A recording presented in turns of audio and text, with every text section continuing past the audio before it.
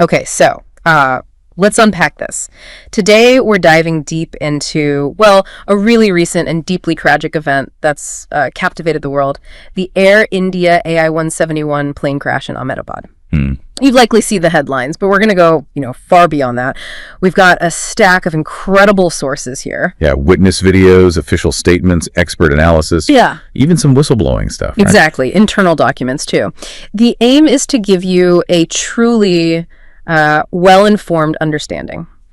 So our mission for this deep dive, really, it's to pull out the most important nuggets of knowledge, the key insights from all this evidence we have. Right. We'll piece together a minute-by-minute timeline, look at the most compelling theories, and examine some surprising facts emerging from this disaster. It's not just about what happened, is it? It's about why. And the critical questions this raises for all of us. Absolutely. And it's really remarkable, how much information has become public so quickly. It lets us connect dots from those final desperate moments of the flight right back to the aircraft's history. Yeah. Which brings up that really important question. In aviation, this incredibly complex system, when something goes this wrong, who bears the responsibility? Yeah. Is it the pilot, the airline, the manufacturer, or, something broader? Good question. Let's start at the very beginning then. Trace the path of Air India flight AI-171, June 12th, 2025. This was a Boeing 787 Dreamliner, scheduled Ahmedabad to London, 1:00 p.m. departure, but it was delayed, left around 1:30 p.m. And it's important to remember this wasn't its first flight that day. Right. It had already flown Paris to Delhi and then Delhi to Ahmedabad. And it's on that earlier leg, the Delhi to Ahmedabad flight, that a passenger, 𝗘𝗏𝗿𝗄𝗏, noticed some, very strange things that now seem chilling in retrospect. Yeah, this is where those early warnings become incredibly telling, isn't it? 𝗘𝗏𝗏𝗏, he shared a video on social media.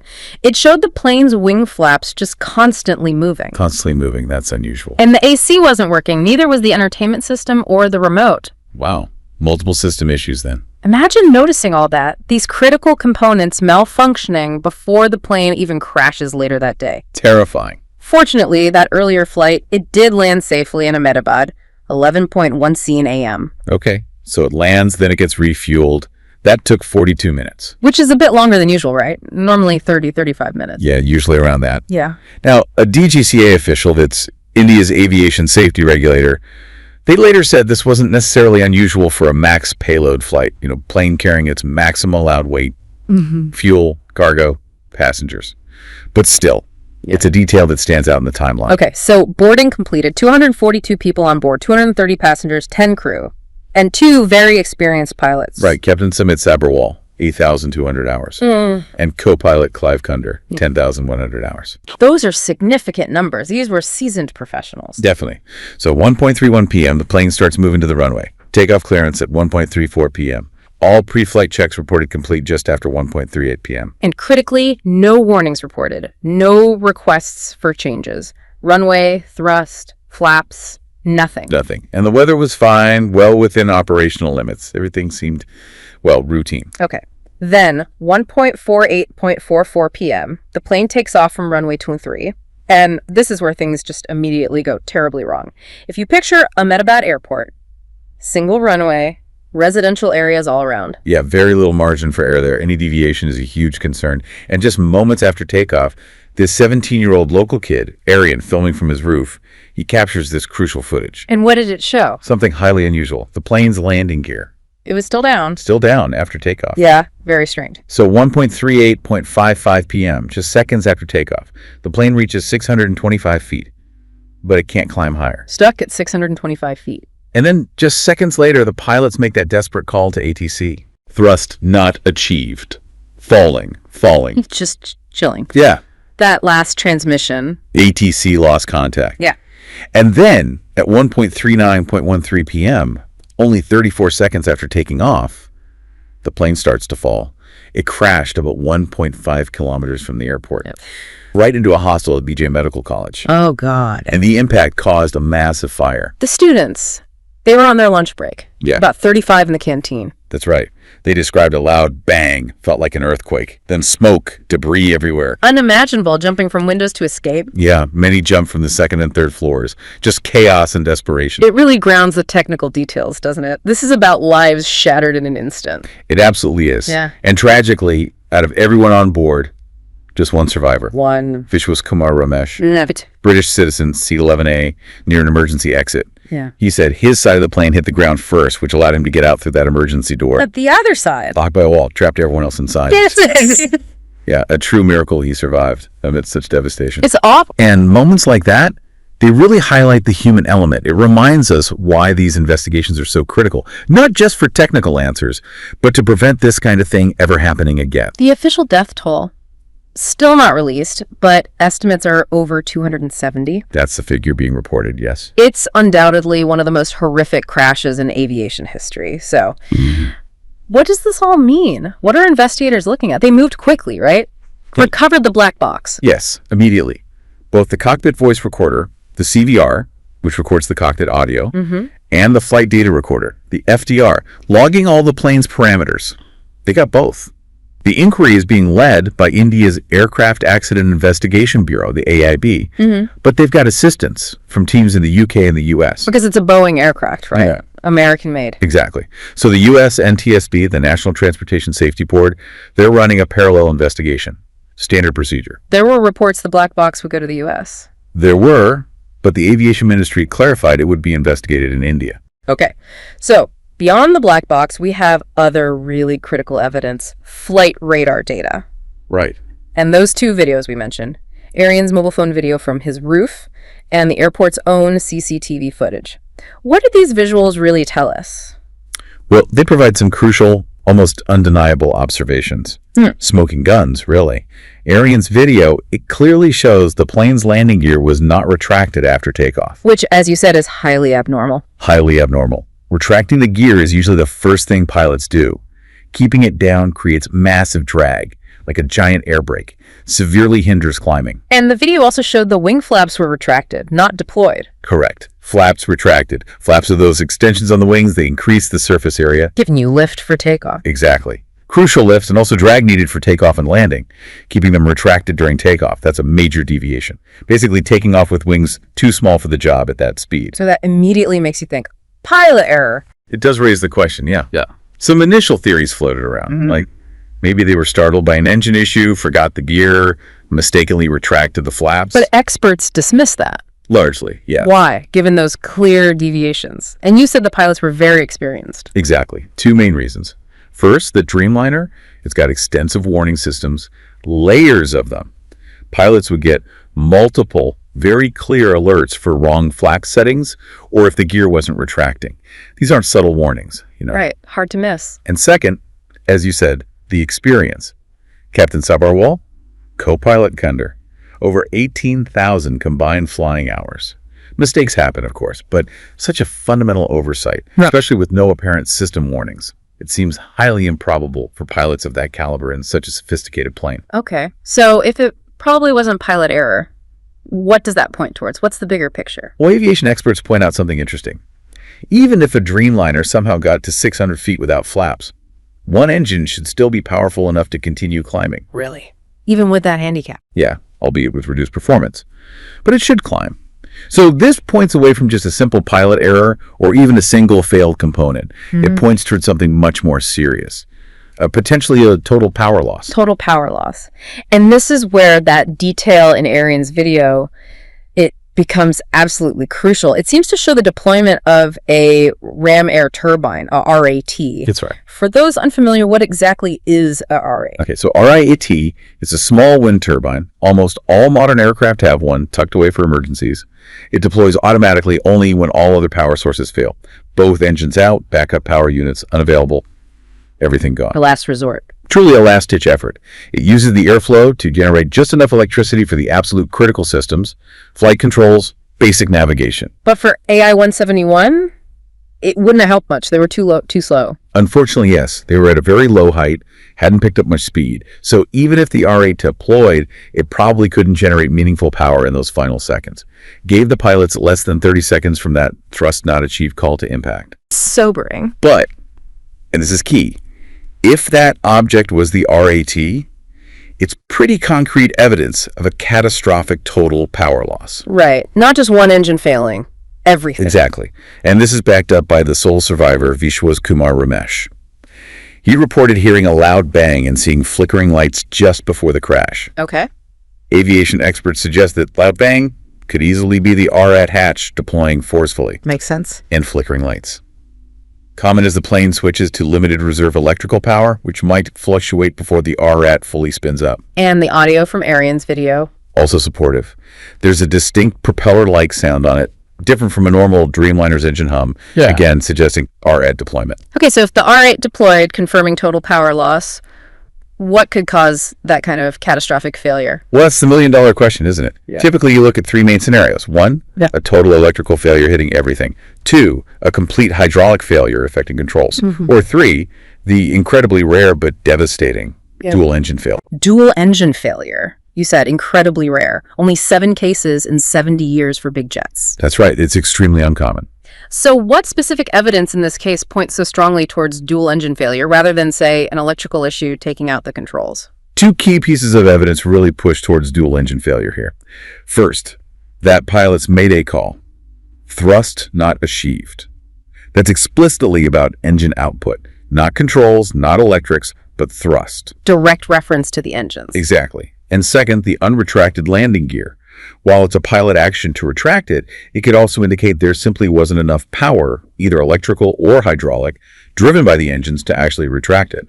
Or maybe not even enough power to get the warning systems fully functioning, potentially masked by the larger power loss. Okay, so let's assume, for argument's sake, it was dual engine failure. Why? Why would both engines quit simultaneously? Our sources lay out 3 main theories, right? And the first, the most popular one right now, fuel contamination. Yeah, that's getting a lot of attention. 𝗟𝗏𝗿𝗃, former deputy director at India's National Aerospace Labs, he thinks fuel contamination is a strong possibility. And what does that mean exactly? Just dirty fuel? It could be a range of things. Water in the fuel, debris, even microbial growth like bacteria or fungus. Or sometimes other fluids like diesel exhaust fluid can accidentally mix with jet fuel, forming these non-soluble crystals. Which clog everything up. Precisely. Clog the fuel system, starve the engines. It could lead to insufficient thrust, like the pilots reported, or cause both engines to just flame out entirely. And if it was contaminated fuel, that points the finger squarely at the fuel suppliers at Ahmedabad Airport, doesn't it? It certainly would raise serious questions about their testing and quality control procedures. The suppliers there are Indian Oil, Virat Petroleum, and Reliance. Has this happened before? Fuel contamination causing engine issues on a Dreamliner? Yes, actually. Back in March 2019, a Boeing 787 in Japan had a dual engine malfunction linked to fuel contamination. Thankfully, in that case, the pilots managed to land safely. But it shows it's not unprecedented for this aircraft type. Okay. Theory number 2 for the engine failure. A total electrical failure. How would that lead to the engines quitting? Right, so a senior pilot mentioned this to the Times of India. The thinking is the plane's main power generators, these things called variable frequency starter generators, VFSGs, might have failed. And they're critical. Absolutely. They start the engines, but they also provide the main electrical power during flight. Yeah. If they go offline, it can knock out the electronic engine controls. So even if the engines are technically still spinning, the pilots lose the ability to manage their power output. The connection is severed electronically. And the backup systems, the APUs? Anytime to start up, maybe 90 seconds. Which this plane didn't have. Exactly, not at that altitude.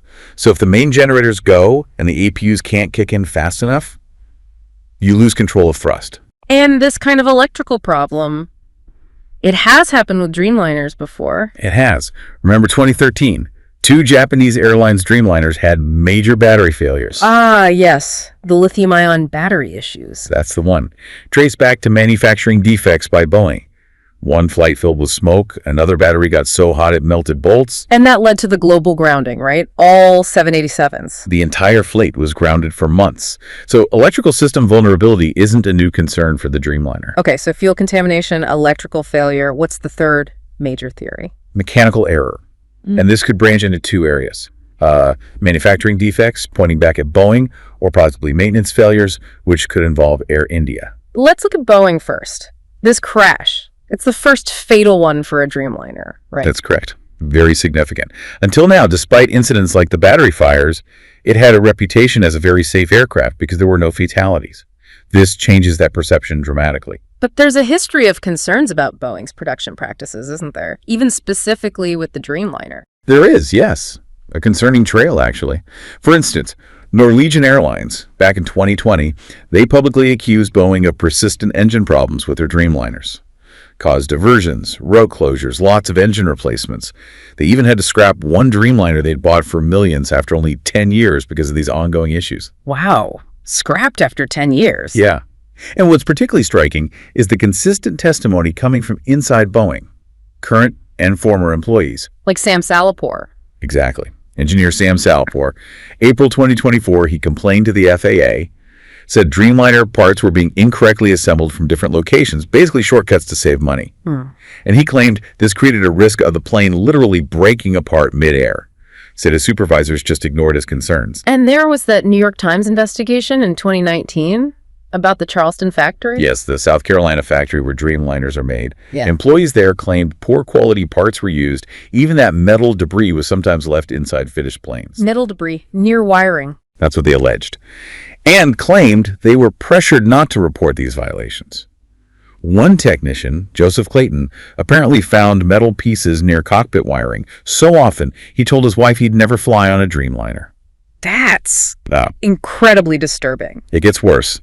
John Barnett, a quality manager, worked at Boeing for over 30 years. Right, I remember his name.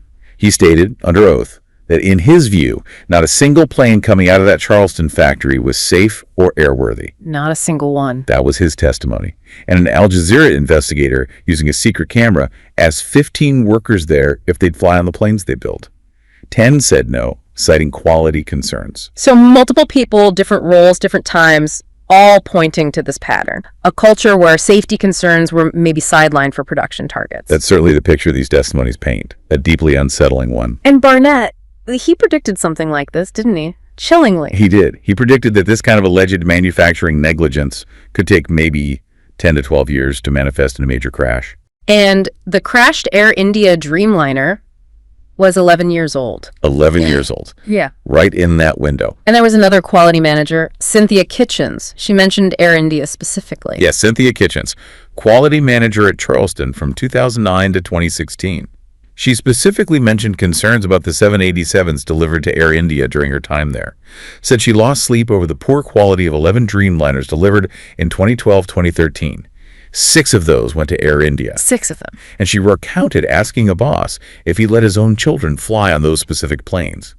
His alleged response: they're not going to say in America, they're all going overseas. Wow. That implies... It raises a very serious question, doesn't it? Were planes with known, or at least suspected, issues being preferentially sent to airlines in, say, developing nations, where oversight might be perceived as less stringent? And the crashed plane, AI-171, when was it delivered? January 31st, 2014. Right in that period when Kitchens had concerns, and also when that Al Jazeera investigator identified 3 specific problematic planes with serious flaws destined for Air India? The timing is certainly striking. It all echoes the criticisms leveled at Boeing after the 737 MX crashes, doesn't it?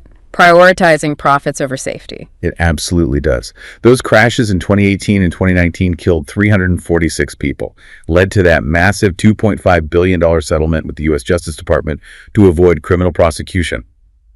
The parallels are hard to ignore. But the questions can't just stop with Boeing, right? We also need to look at Air India's role, especially if maintenance failure was a factor. Definitely. While Tata Group owns Air India now, a lot of the maintenance, especially for these 787 Dreamliners, is still handled by Air India Engineering Services Limited. Which is still government-owned. Correct. It's a separate government-owned entity.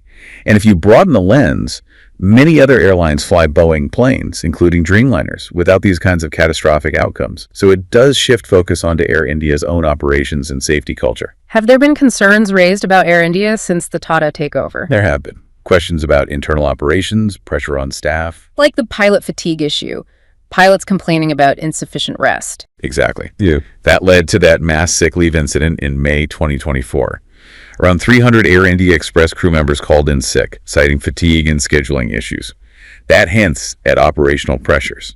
And wasn't there an issue with safety audits? Yes. In July 2023, a DGCA team did a random check on 13 safety points.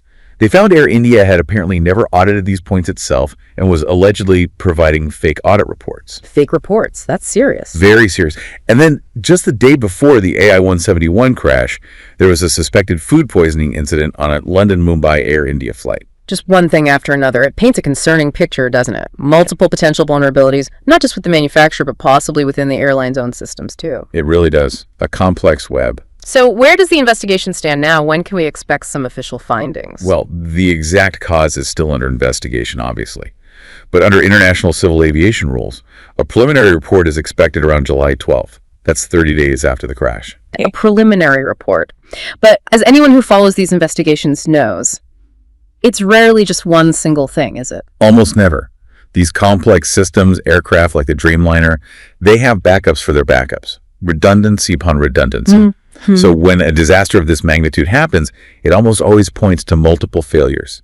Failures stacking up at different levels. Could be manufacturing flaws, compounded by maintenance oversights, maybe interacting with fuel issues, or even subtle human factors. It's usually a chain reaction. The true insight, then, is how these seemingly separate issues can align, can cascade to create something catastrophic. Okay, so this deep dive, it's revealed a truly complex tragedy, layers upon layers of potential issues, from the factory floor to routine maintenance, maybe even the fuel itself. It's a really sobering reminder, isn't it, of that intricate balance needed for safe air travel, how even seemingly minor oversights, when they compound, can lead to just devastating consequences. Absolutely. And it leaves us with some important questions to think about, doesn't it? Like, what is the true cost when profit, or maybe production speed, gets prioritized over safety, especially in high-stakes industries like aviation? Yeah. And what level of diligence do we, as passengers, as the public, what do we expect? From airlines, from manufacturers, to ensure every single flight is as safe as humanly possible, regardless of where it's going or coming from? Those are the big questions, definitely. The investigation continues, and we'll certainly be watching very closely to see what final lessons emerge from this horrific event, and crucially, what changes it might force upon the industry. Until next time, stay curious and keep asking the big questions.